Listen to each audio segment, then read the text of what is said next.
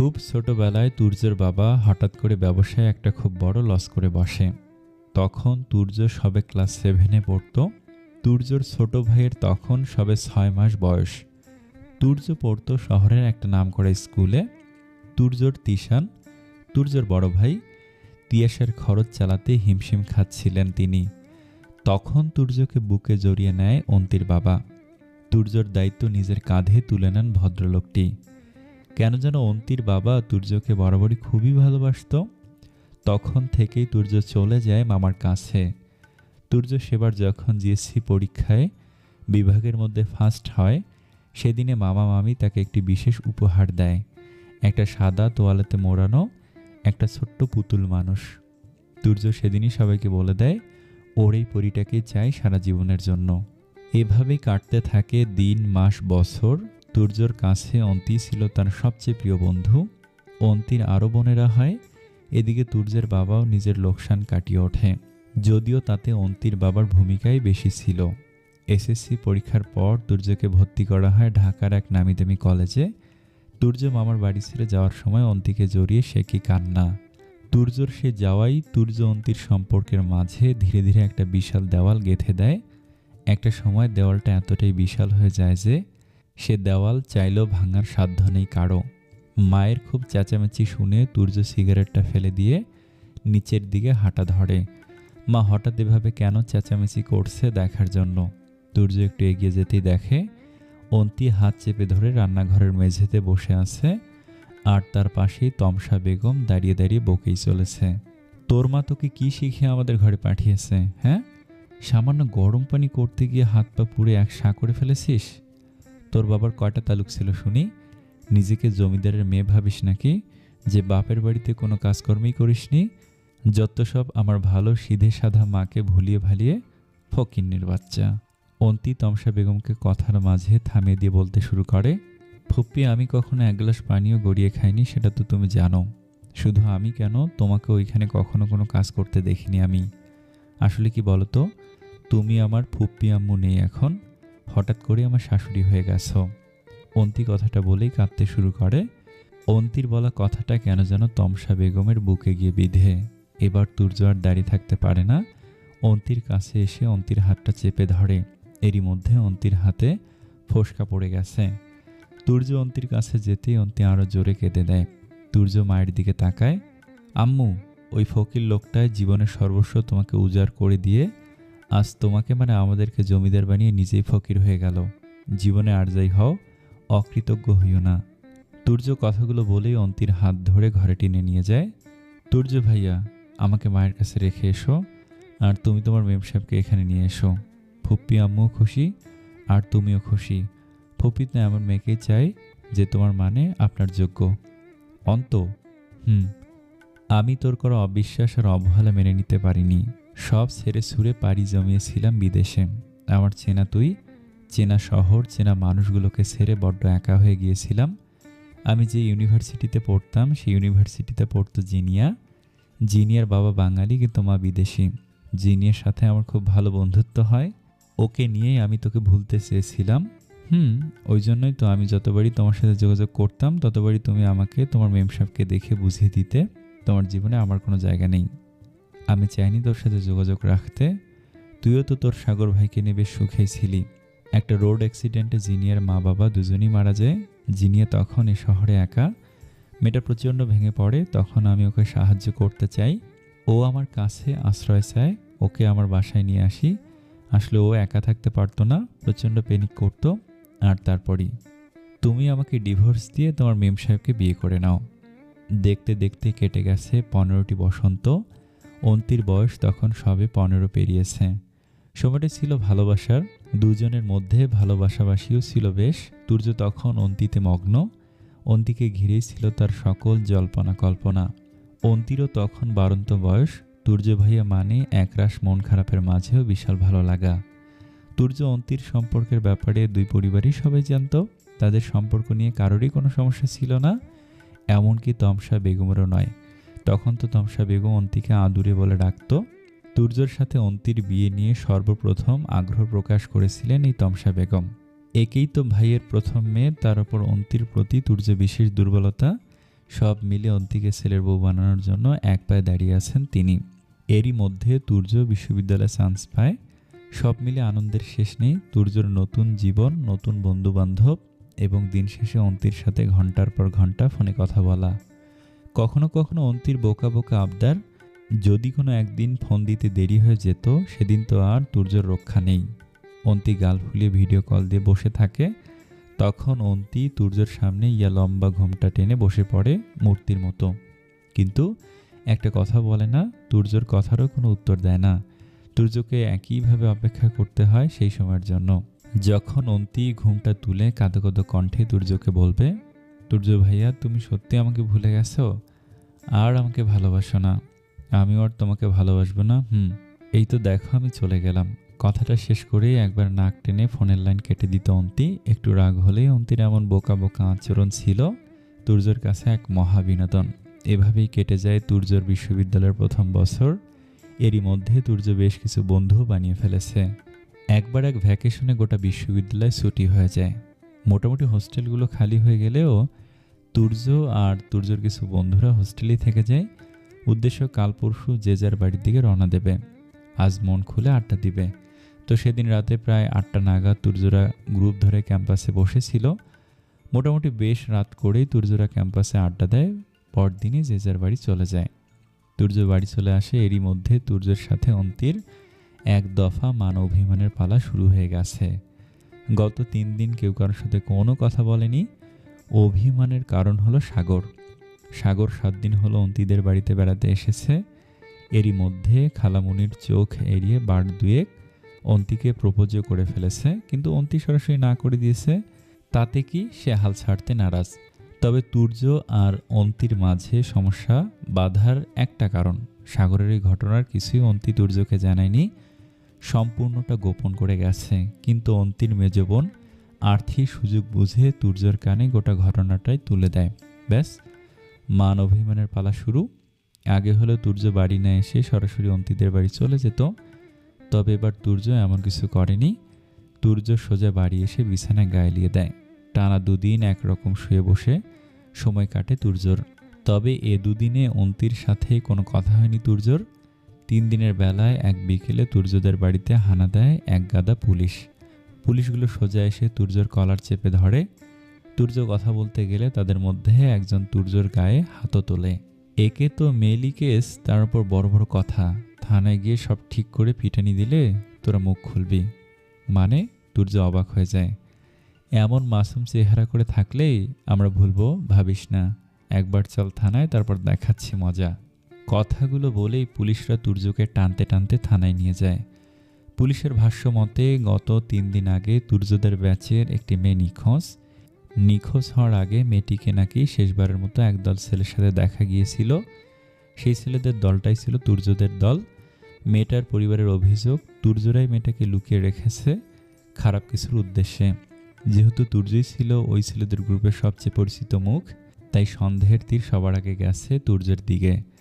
তুর্য সহ বাকি সবাইকে পুলিশ থানায় নিয়ে গেছে। এদিকে তমসা বেগমের আহাজারি দেখে কে। টানা 4 দিন পর অন্তির বাবার প্রচেষ্টায় তুর্যকে জামিনে ছাড়িয়ে আনা হয়।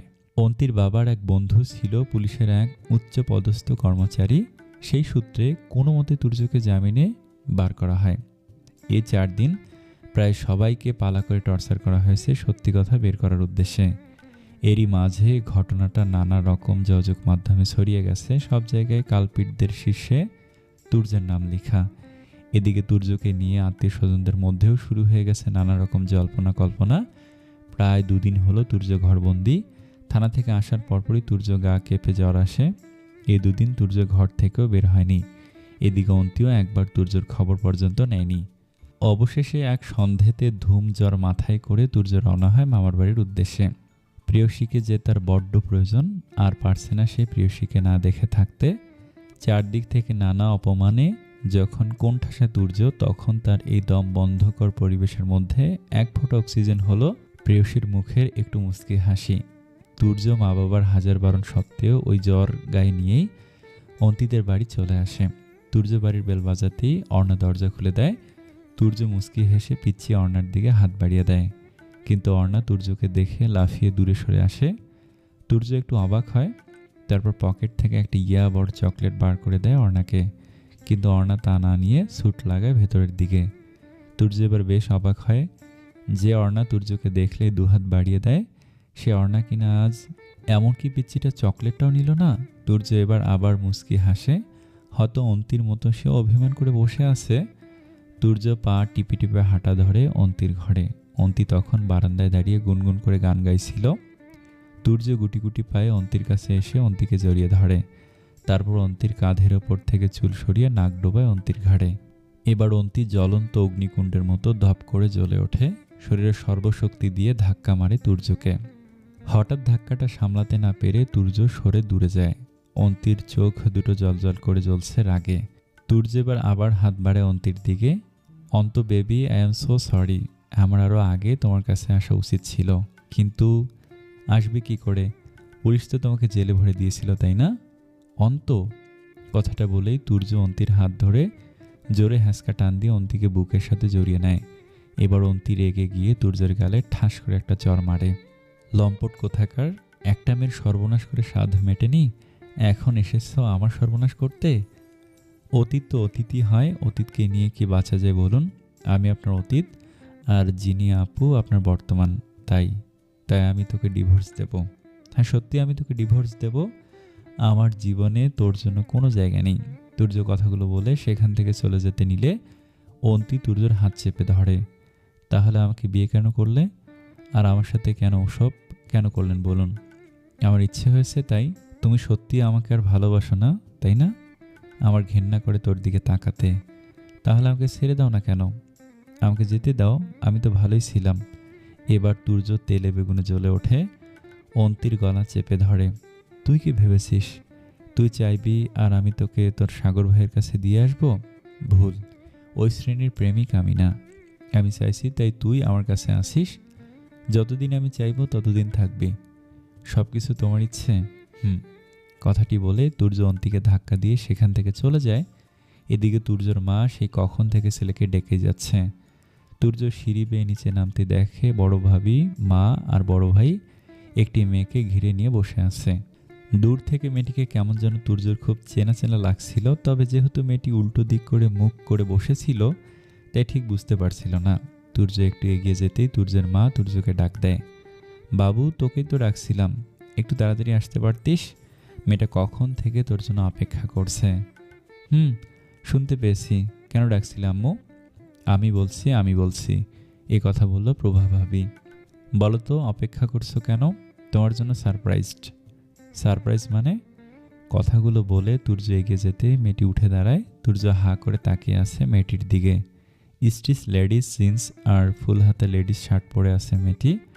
চুলটা পনিটাইল করে বাঁধা, ডান হাতে একটা গর্জিয়াস লেডিস ওয়াচ পরা। মেয়েটির গায়ে কড়া পারফিউম দেওয়া, পারফিউমের গন্ধটা তুর্যর খুব চেনা। তুর্য মুখ খোলার আগে মেয়েটি দুম করে এসে তুর্যকে জড়িয়ে ধরে। ঠিক জড়িয়ে ধরা না, বলতে গেলে জাপটে ধরে। তমসা বেগমের চোখ তো কপালে উঠে যায়। বড় বৌমা বলেছিল মেয়েটি নাকি তুর্যর খুব ভালো বন্ধু, কিন্তু কি মেরে বাবা এভাবে সবার সামনে আমার ছেলেটাকে জড়িয়ে ধরলো। তমসা বেগম মনে মনে এই কথাগুলো ভাবছিল। তখনই প্রভা খুব জোরে জোরে হেসে ওঠে, জেনি হয়েছে হয়েছে, এবার ছাড়। কিন্তু মেয়েটি তুর্যকে আরো শক্ত করে জড়িয়ে ধরে। প্রভা একগাল হেসে তুর্যের দিকে তাকিয়ে জবাব দেয়, ও জিনিয়া, সম্পর্কে আমার চাচাতো বোন। আমি যখন খুব ছোট তখনই ছোট চাচ্চু বিদেশে পাড়ি জমায়।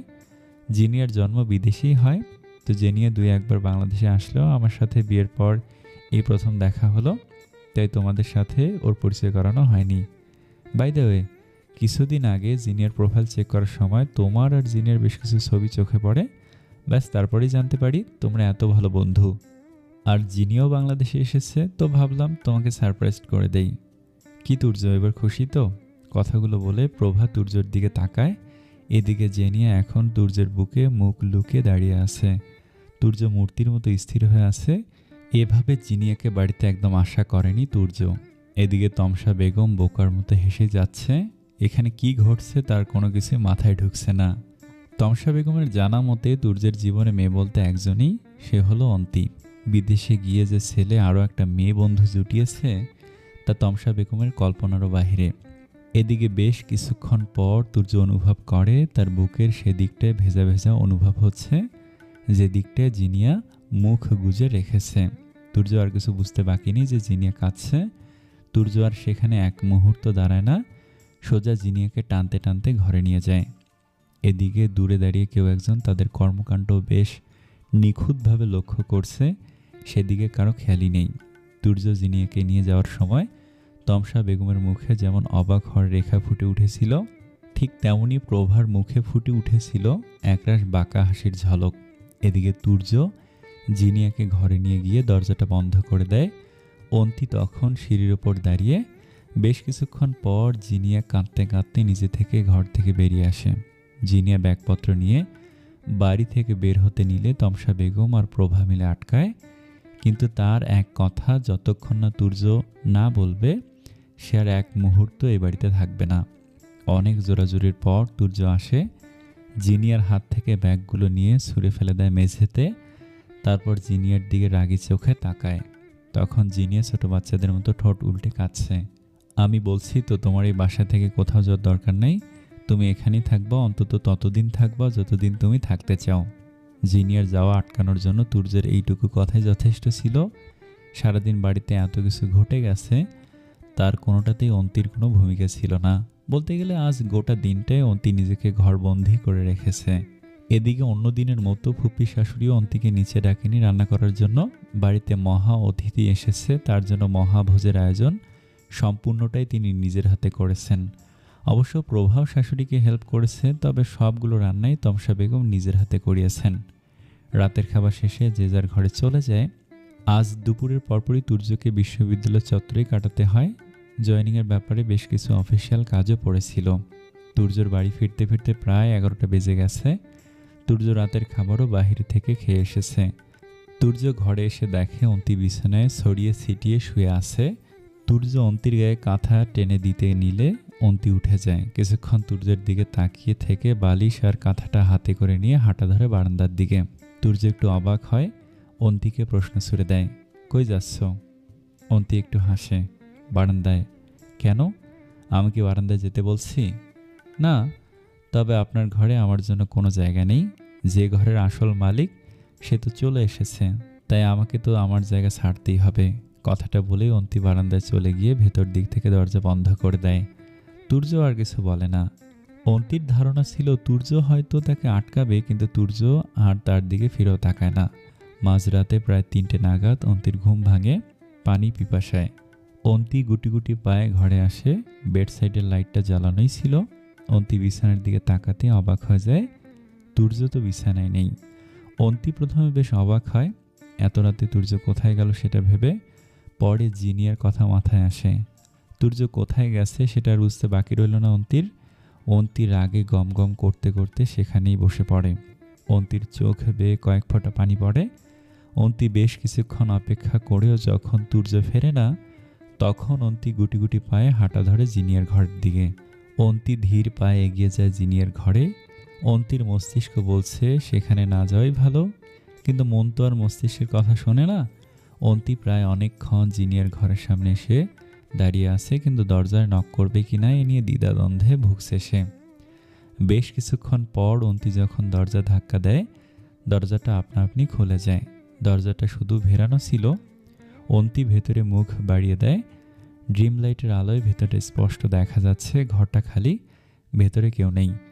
অন্তি যেমনটা আশা করেছিল তেমন কিছুই সে দেখতে পায়নি। অন্তি মনে মনে একটা স্বস্তির নিঃশ্বাস নেয়। তারপর কি মনে করে অন্তি হাঁটা ধরে ছাদের দিকে। অন্তির কেন যেন মনে হচ্ছে তুর্যকে সে ছাদেই পাবে। অন্তি এবার স্যুট লাগায় ছাদের দিকে।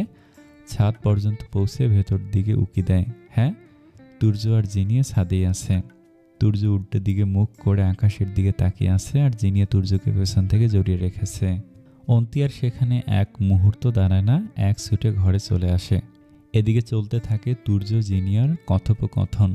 তুর্য, আমি সত্যি তোমাকে খুব ভালোবাসি।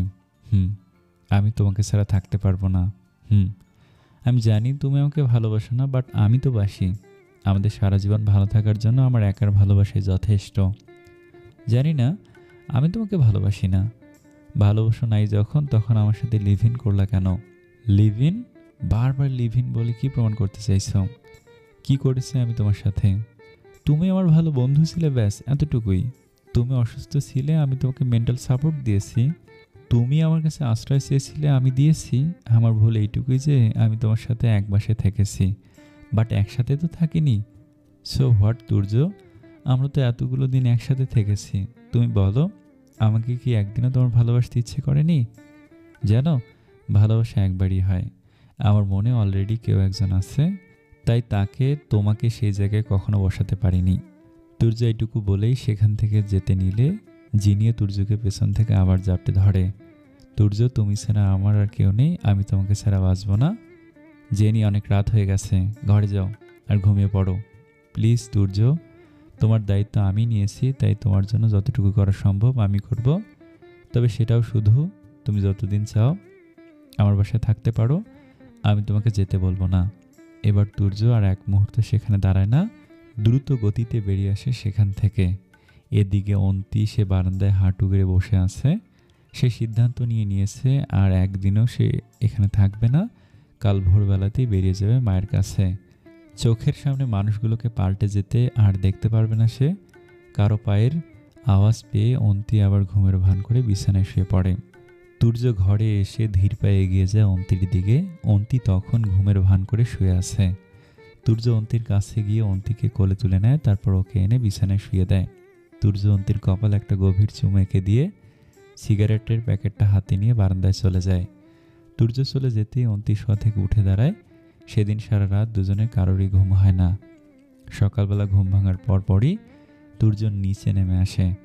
নিচে নামতে দেখে জিনিয়া খাবার টেবিলে বসে আছে, তার পাশেই বসে আছে তমসা বেগম। জিনিয়াকে নিজের হাতে খাবার খাইয়ে দিচ্ছে। তুর্য মায়ের দিকে একবার তাকায়, নিজে নিজে হেসে দেয়। আম্মু পারেও, কত তাড়াতাড়ি জিনিয়ার সাথে ভাব করে নিল।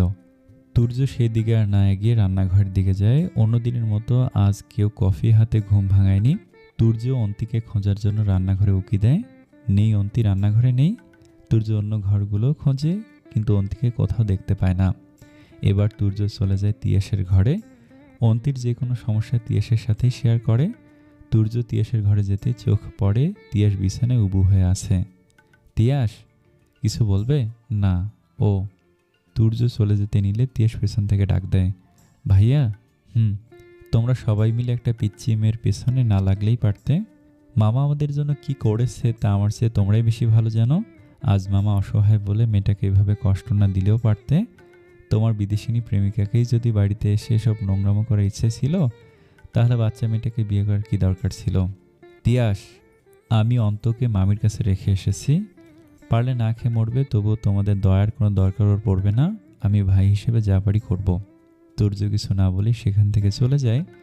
গোটা পৃথিবী যখন ভুল বুঝে তাদের বোঝানো যায়, চাইলে নিজেকেও ঠিক প্রমাণ করা যায়, কিন্তু কাছের মানুষগুলো যখন ভুল বুঝে তাদের কাছে নিজেকে প্রমাণ করার ইচ্ছেটাই শেষ হয়ে যায়। তুর্যরও তাই হয়েছে। সে চাইছে না কাউকে বোঝাতে, কাউকে কিছু জানাতে। এদিকে অন্তি বাড়ি এসে মাকে জড়িয়ে ধরে হাউমাউ করে কেঁদে ওঠে। কেউ কিছু জানতে চাইলে অন্তি শুধু একটাই উত্তর দেয়, আমি আর তুর্য ভাইয়ের কাছে যাব না, কিছুতেই না। অন্তির দাদি অন্তিকে চোখ মুখ খিঁচিয়ে জবাব দেয়, মাইয়া তোর কপাল মেলা ভালা, আমার নাতির মতো ভালা ছেলে পাইছস। অমন সোনার টুকরা জামাইরে মানুষ মাথায় তুলে রাখে, আর তুই তো তারে পায়ে ঠেলে দিচ্ছস।